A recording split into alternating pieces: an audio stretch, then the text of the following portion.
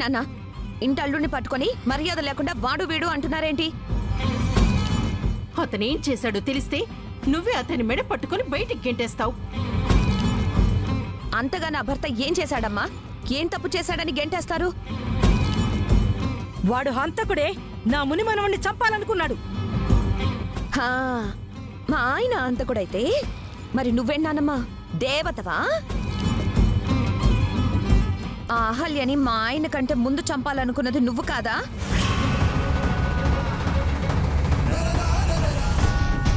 అసలు మొదలు పెట్టిందే నువ్వు కదా, మళ్ళీ మమ్మల్ని అంటున్నావు? వాడు యామినితో కలిసి నన్ను జైలు పంపించాలనుకున్నాడు. మన పరువు గౌరవం మంటగలిపేలా చేశాడు. ఆఖరికి కుబేరుడి కోసం మీ నాన్న డబ్బు తీసుకొస్తే ఆ డబ్బు కొట్టేసి ఆ నింద బంగారాజు పైన వేశాడు. ఇవేవీ తెలియకుండా నువ్వు నాకంతా తెలుసమ్మా, నాకంతా తెలుసమ్మా, నాకంతా తెలుసమ్మా.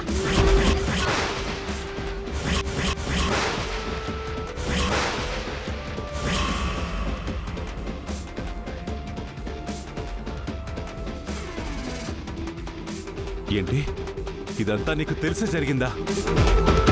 ఏమంటున్నావే? నీకు తెలిసే ఇలా ఎలా జరగనిచ్చావు? మరి ఏం చేయమంటావమ్మా? అమ్మ పెట్టదు అడుక్కు తిన్నివ్వదు అని మా కోసం మీరు ఏం చేశారు?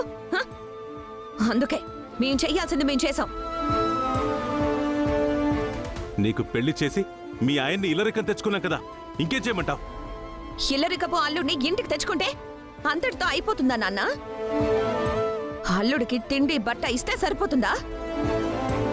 జీతం లేని పనోళ్లాగా మా ఆయనతో ఇన్నాళ్ళు చాకరీ చేయించుకున్నారే, దానికి విలువ లేదా? దారిన పోయి ఆ ఇందిరగాన్ని ఇంటికి తీసుకొచ్చారు. వాణ్ణి చదివించి ఉద్యోగం కూడా ఇప్పించారు.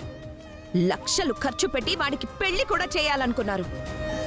కానీ నా మొగుడు వ్యాపారం చేస్తాను అంటే మాత్రం డబ్బులివ్వరు. ఇక ఈ అహల్య కోట్ల రూపాయల కట్నం తీసుకొచ్చే అతిథిని కాదని ఈ అనామకురాల్ని పెళ్లి చేసుకొని ఇంటికి తీసుకొస్తే మీరు దీన్ని కోడలుగా యాక్సెప్ట్ చేశారు. దాని కాళ్ళు కందిపోకుండా చూసుకుంటున్నారు. ఆవిడ గారికి ఇంటి తాళాలు ఇవ్వడం ఒక్కటే తక్కువ.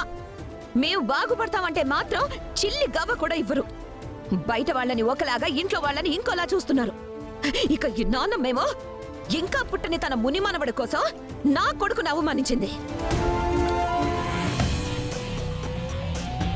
మాకెలాగూ ఏమీ ఇవ్వలేదు. కనీసం నా కొడుక్కి గ్లాసు పాలివ్వడానికి కూడా మీరంతా ఏడ్చారు. మేము నీకు ఏది ఇవ్వలేదు అనడం కరెక్ట్ కాదా వంతిక? నీ భర్త ఎన్నో వ్యాపారాల్లో తలదూర్చి నష్టపోయాడు.